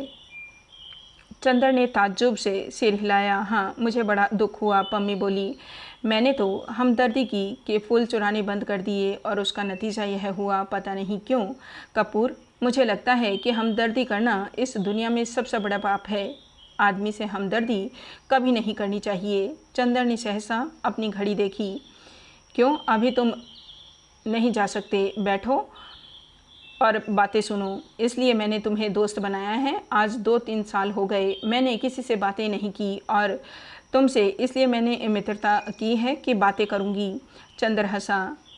आपने मेरा अच्छा उपयोग ढूंढ निकाला। नहीं, उपयोग नहीं कपूर, तुम मुझे गलत न समझना। ज़िंदगी ने मुझे इतनी बातें बताई हैं कि यह किताबों में जो पढ़ रखी हैं उन्होंने मुझे इतनी बातें नहीं आती। मैं चाहती हूँ कि उन पर बातचीत करके अपने मन का बोझ कुछ हल्का कर लूँ और तुम्हें बैठकर सुनाने लगूँ सभी बातें। हाँ, मैं तैयार हूँ, लेकिन किताबें पढ़नी कब से शुरू कर दी तुमने? चंदर ने ताज्जुब से पूछा। अभी उस दिन मैं डॉक्टर शुक्ला के यहाँ गई। उनकी लड़की से मालूम हुआ कि तुम्हें कविता पसंद है। मैंने सोचा उसी पर बातें करूँ और मैंने कविता पढ़नी शुरू कर दी। अच्छा, तो देखता हूँ कि 2-3 हफ्ते में भाई और बहन दोनों में कुछ परिवर्तन आ गए। पम्मी कुछ बोली नहीं, हंस दी। मैं सोचता हूँ पम्मी की आज सिनेमा देखने जाऊँ। कार है साथ में, अभी 15 मिनट बाकी हैं। चाहो तो चलो सिनेमा। आज 4 साल से मैं कहीं नहीं गई हूँ। सिनेमा, हौजी, बॉल डांस, सभी जगह जाना बंद कर दिया है मैंने। मेरा दम घुटेगा हॉल के अंदर, लेकिन चलो देखें।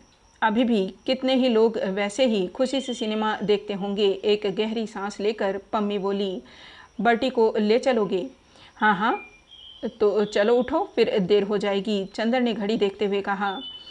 पम्मी फौरन अंदर के कमरे में गई और एक जारजेट का हल्का सा भूरा गाउन पहन कर आई। इस रंग से वह जैसे निखर आई। चंदर ने उसकी ओर देखा तो वह लजा गई और बोली, इस तरह से मत देखो, मैं जानती हूँ यह मेरा सबसे अच्छा गाउन है, इसमें कुछ अच्छी लगती होंगी। चलो। और आकर उसने बेतकल्लुफ़ी से उसके कंधे पर हाथ रख दिया। दोनों बाहर आए तो बर्टी लान पर घूम रहा था।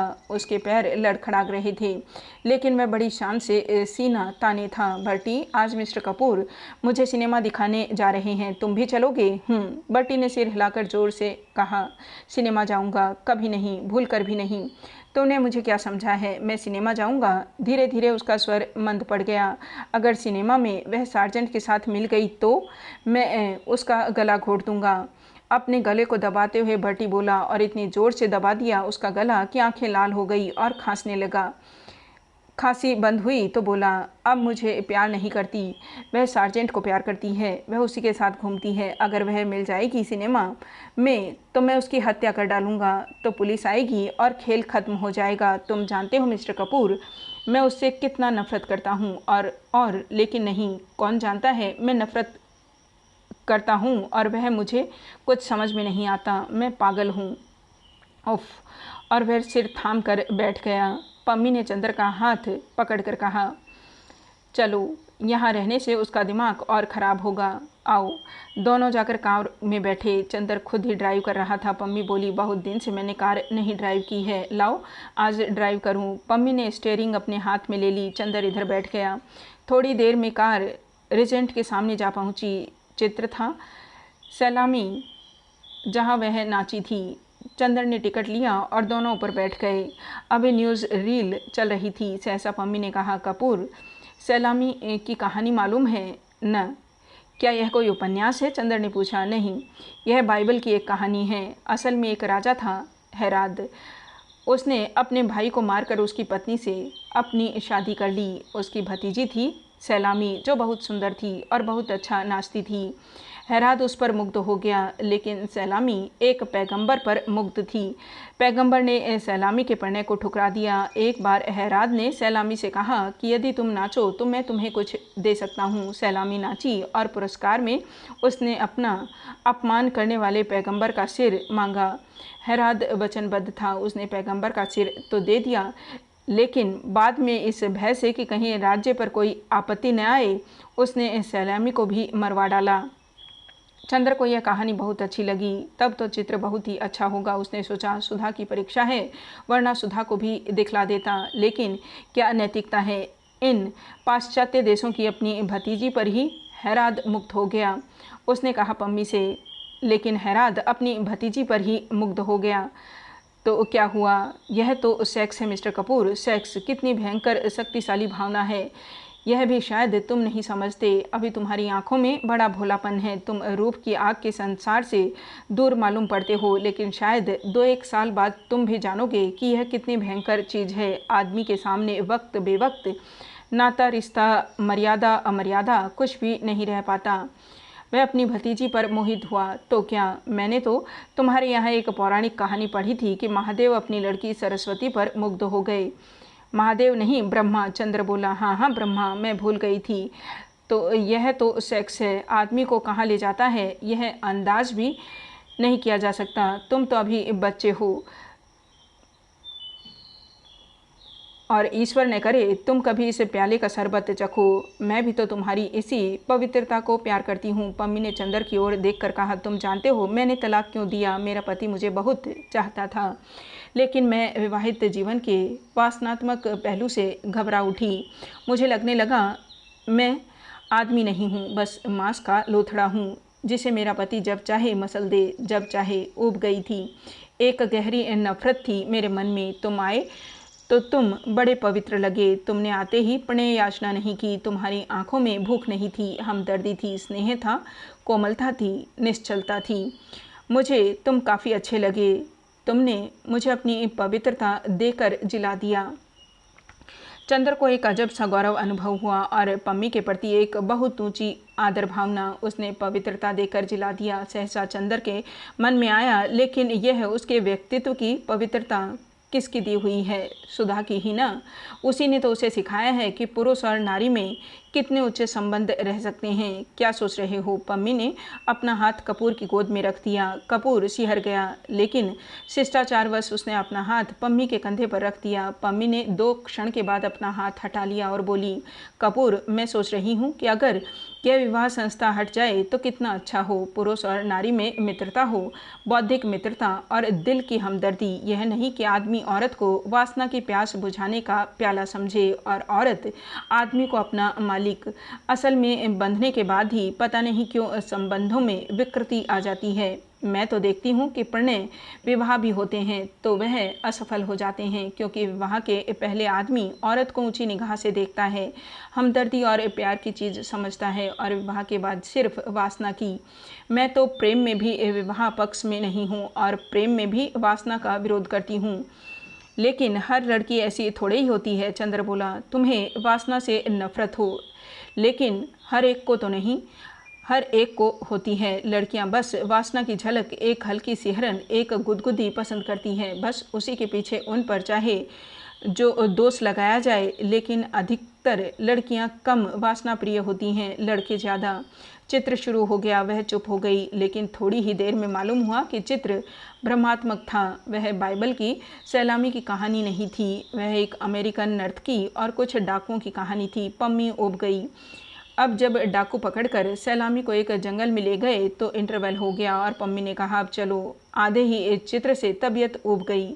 दोनों उठ खड़े हुए और नीचे आए। कपूर, अब की बार तुम ड्राइव करो, पम्मी बोली। नहीं, तुम ही ड्राइव करो, कपूर बोला। कहाँ चलें? पम्मी ने स्टार्ट करते हुए कहा। जहाँ चाहो, कपूर ने विचारों में डूबते हुए कहा। पम्मी ने गाड़ी खूब तेज चला दी। सड़कें साफ थी। पम्मी का कॉलर फहराने लगा और उड़कर चंद्र के गालों पर थपकियां लगाने लगा।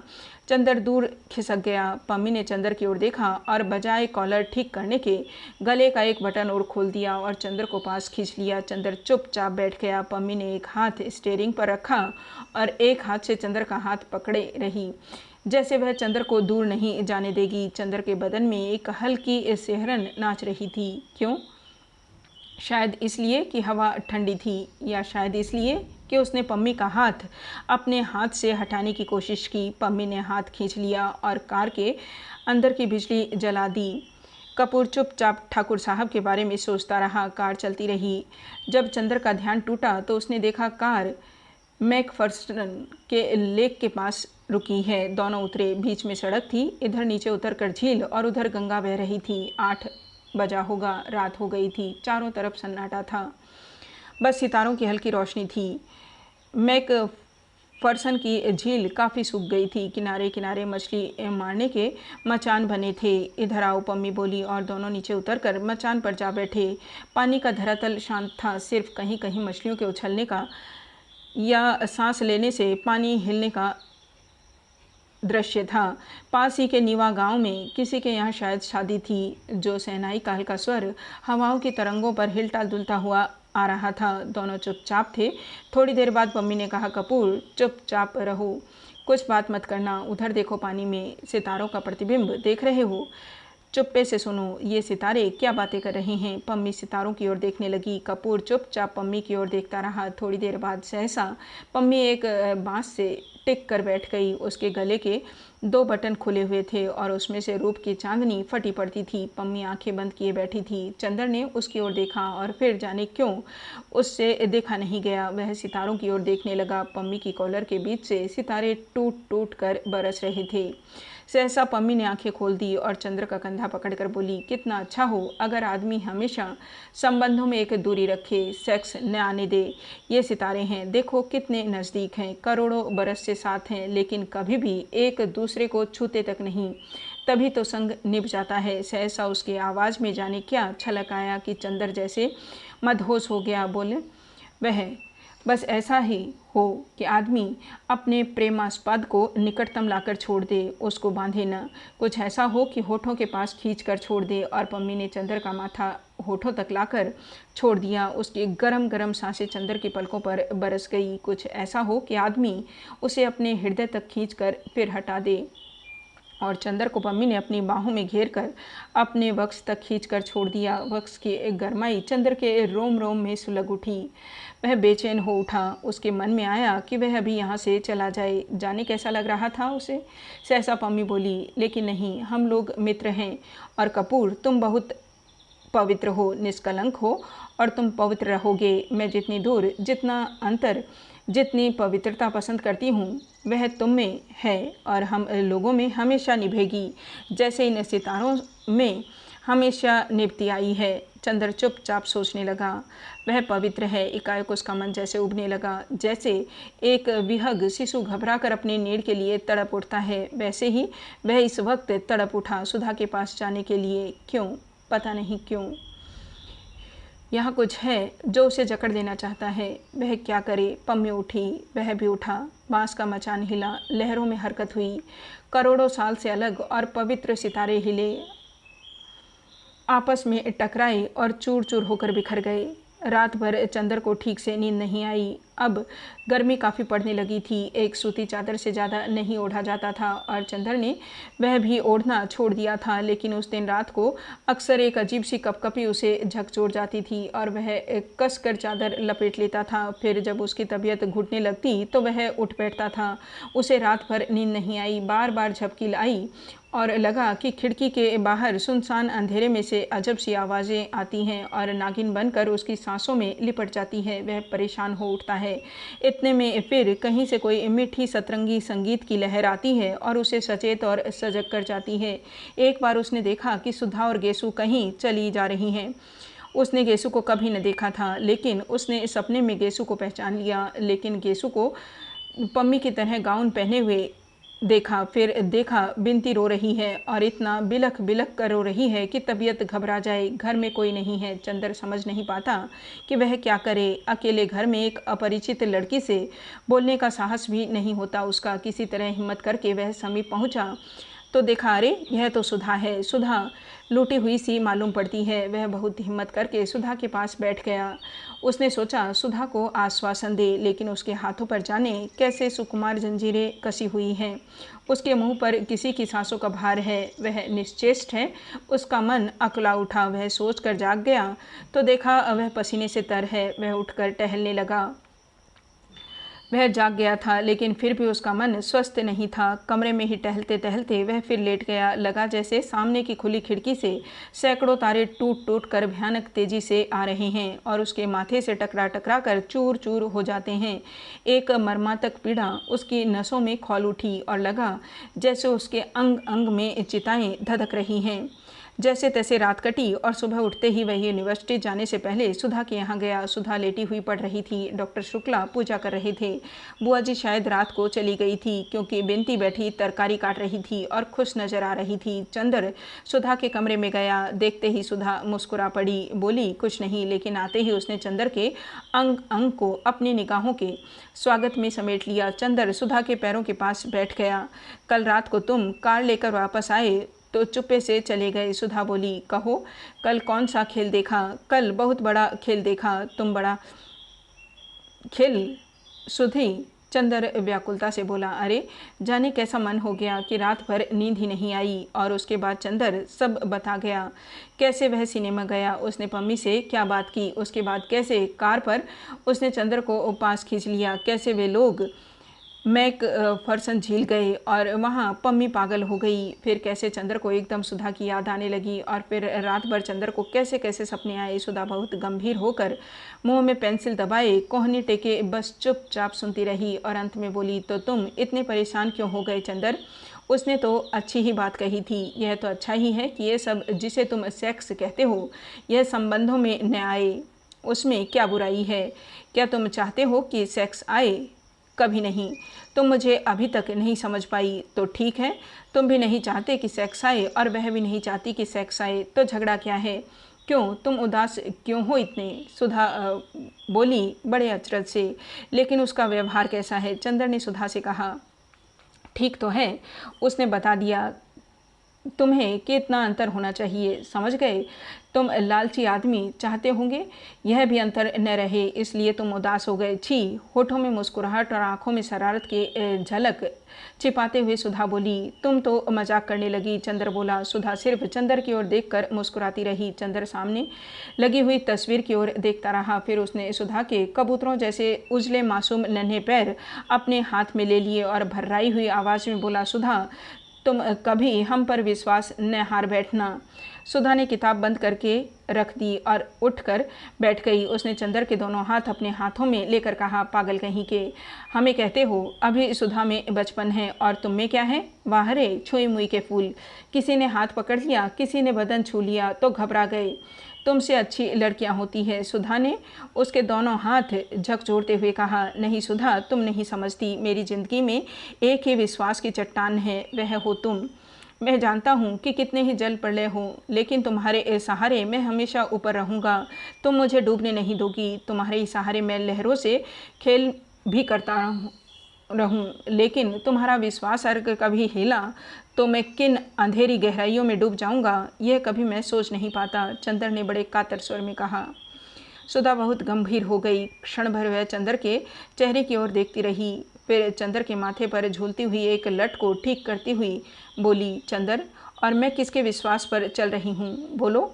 लेकिन मैंने तो कभी नहीं कहा कि चंदर अपना विश्वास मत हारना। और क्या कहूँ, मुझे अपने चंदर पर पूरा विश्वास है, मरते दम तक विश्वास रहेगा। फिर तुम्हारा मन इतना डगमगा क्यों गया?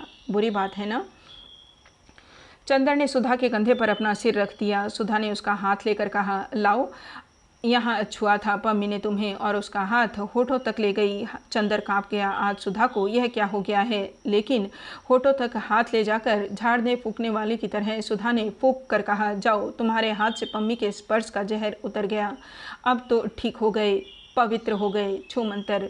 चंदर हंस पड़ा। उसका मन शांत हो गया। सुधा में जादू था, सचमुच जादू था। बिनती चाय ले आई, 2 प्याले। सुधा बोली, अपने लिए भी लाओ। बिनती ने सिर हिलाया। सुधा ने चंदर की ओर देखकर कहा, ये पगली जाने क्यों तुमसे झेपती है, झेपती एक कहाँ हूँ। विनती ने प्रतिवाद किया और प्याला भी ले आई और ज़मीन पर बैठ गई। सुधा ने प्याला मुंह से लगाया और बोली, चंदर, तुमने पम्मी को गलत समझा है। पम्मी बहुत अच्छी लड़की है, तुमसे बड़ी भी है और तुमसे ज़्यादा समझदार और उसी तरह व्यवहार भी करती है। तुम अगर कुछ सोचते हो तो गलत सोचते हो। मेरा मतलब समझ गए ना? जी हाँ गुरुआइन जी, अच्छी तरह से। चंदर ने हाथ जोड़कर विनम्रता से कहा। विनती हंस पड़ी और उसकी चाय छलक गई। नीचे रखी हुई चंदर की जरीदार पेशावरी सैंडल भीग गई। विनती ने झुककर एक अंगूठे से उसे पहुंचना चाहा तो सुधा चिल्ला उठी, हाँ हाँ छुओ मत, कहीं इनकी सैंडल भी बाद में आके न रोने लगे। सुन विनती, एक लड़की ने कल इन्हें छू लिया तो आज आप उदास थे, अभी तुम सैंडल छुओ तो कहीं जाके कोतवाली में रपट न कर दें। चंद्र हंस पड़ा और उसका मन धुल कर ऐसे निखर गया जैसे शरद का नीलाभ आकाश। अब पम्मी के यहाँ कब जाओगे? सुधा ने शरारत भरी मुस्कुराहट से पूछा। कल जाऊँगा। ठाकुर साहब पम्मी के हाथ अपनी कार भेज रहे हैं तो कागज़ पर दस्तखत करना है। चंद्र ने कहा, अब मैं निडर हूँ। कहो बिनती, तुम्हारे ससुर का क्या कोई खत नहीं आया? बिनती झेप गई। चंदर चल दिया। थोड़ी दूर जाकर फिर मुड़ा और बोला, अच्छा सुधा, आज तक जो काम हो तो बता दो। 1 महीने तक मुझसे कोई मतलब नहीं, हम थीसिस पूरी करेंगे, समझी? समझे। हाथ पटक कर सुधा बोली। सचमुच 1.5 महीने तक चंदर को होश नहीं रहा कि कहाँ क्या हो रहा है। बिसरिया रोज सुधा और बिनती को पढ़ाने आता रहा। सुधा और बिनती दोनों ही का इम्तहान खत्म हो गया।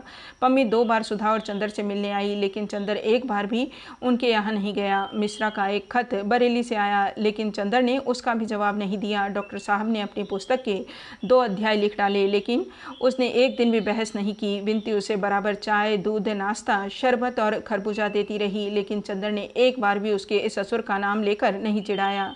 सुधा क्या करती है, कहाँ जाती है, चंदर से क्या कहती है, चंदर को कोई होश नहीं। बस उसका पेन, उसके कागज़, स्टडी रूम की मेज और चंदर है कि आखिर थीसिस पूरी करके ही माना। 7 मई को जब उसने थीसिस का आखिरी पन्ना लिखकर पूरा किया और संतोष की सांस ली तो देखा शाम के 5 बजे हैं। साइबान में अभी पर्दा पड़ा है, लेकिन धूप उतार पर है और लू बंद हो गई है। उसकी कुर्सी के पीछे एक चटाई बिछाए हुए सुधा बैठी है। योगा का अधपढ़ा हुआ उपन्यास बगल में खुला हुआ औंधा पड़ा है और आप चंदर की एक मोटी सी इकोनॉमिक्स की किताब खोले उस पर कलम से कुछ गोदी गोदी कर रही है। सुधा एक गहरी सांस लेकर अंगड़ाई लेते हुए चंदर ने कहा, लो आज आखिरकार जान छूटी। बस अब 2-3 महीने में माँ बदौलत डॉक्टर बन जाएंगे। सुधा अपने कार्य में व्यस्त। चंदर ने क्या कहा यह सुनकर भी गुम। चंदर ने हाथ बढ़ाकर चोटी झटक दी। हाय रे, हमें नहीं अच्छा लगता चंदर। सुधा बिगड़ कर बोली, तुम्हारे काम के बीच में कोई बोलता है तो बिगड़ जाते हो और हमारा काम थोड़े ही महत्वपूर्ण है। कहकर सुधा फिर पेन लेकर गोदने लगी। आखिर कौन सा उपनिषद लिख रही हो, ज़रा देखें तो। चंदर ने किताब खींच ली। टॉजी की इकोनॉमिक्स की किताब में एक पूरे पन्ने पर सुधा ने एक बिल्ली बनाई थी और अगर निगाह जरा चूक जाए तो आप कह नहीं सकते कि यह 84 लाख योनियों में से किस योनि का जीव है। लेकिन चूंकि सुधा कर रही है कि यह बिल्ली है, इसलिए मानना होगा कि यह बिल्ली ही है। चंदर ने सुधा की बाँह पकड़कर कहा, उठ आलसी कहीं की, चल उठा ये पोथा, चल के पापा के पैर छुआएं। सुधा चुपचाप उठी और आज्ञाकारी लड़की की तरह मोटी फाइल उठा ली। दरवाजे तक पहुंचकर रुक गई और चंदर के कंधे पर फाइलें टिकाकर बोली, ए चंदर, तो सच्ची अब तुम डॉक्टर हो जाओगे और क्या?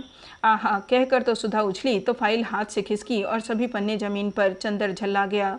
उसने गुस्से से लाल होकर एक घूसा सुधा को मार दिया। अरे राम रे, सुधा ने पीठ सीधी करते हुए कहा, बड़े परोपकारी हो डॉक्टर चंद्र कपूर, हमें बिना थीसिस लिखे डिग्री दे दी, लेकिन बहुत जोर की थी। चंद्र हंस पड़ा। खैर दोनों पापा के पास गए। वे भी लिख कर ही उठे थे और शरबत पी रहे थे। चंद्र ने जाकर कहा, पूरी हो गई, और झुककर पैर छू लिए। उन्होंने चंद्र को सीने से लगाकर कहा, बस बेटा, अब तुम्हारी तपस्या पूरी हो गई। अब जुलाई से यूनिवर्सिटी में ज़रूर आ जाओगे तुम। सुधा ने पोथा कोच पर रख दिया और अपने पैर बढ़ाकर खड़ी हो गई। ये क्या? पापा ने पूछा। हमारे पैर नहीं छुएंगे क्या? सुधा ने गंभीरता से कहा। चल पगली, बहुत बदतमीज़ होती जा रही है, पापा ने कृत्रिम गुस्से से कहा। चंदर, बहुत सिर चढ़ गई है, ज़रा दबा कर रखा करो, तुमसे छोटी है कि नहीं? अच्छा पापा, अब आज मिठाई मिलनी चाहिए, सुधा बोली। चंदर ने थीसिस खत्म की है। ज़रूर ज़रूर बेटी, डॉक्टर शुक्ला ने जेब से 10 का नोट निकाल कर दे दिया। जाओ मिठाई मंगवा कर खाओ तुम लोग। सुधा हाथ में नोट लिए उछलते हुए स्टडी रूम में आई और पीछे पीछे चंदर। सुधा रुक गई और अपने मन में हिसाब लगाते हुए बोली, 10 रुपये, पौंड ऊन, 1 पौंड में 8 छल्ली, 6 लच्छी में 1 शॉल, बाकी बची 2 लच्छी, 2 लच्छी में 1 स्वेटर, बस 1 भिंती का स्वेटर, 1 हमारा शॉल। चंदर का माथा ठनका। अब मिठाई की उम्मीद नहीं, फिर भी कोशिश करनी चाहिए। सुधा, अभी से शॉल का क्या करोगी? अभी तो बहुत गर्मी है, चंदर बोला।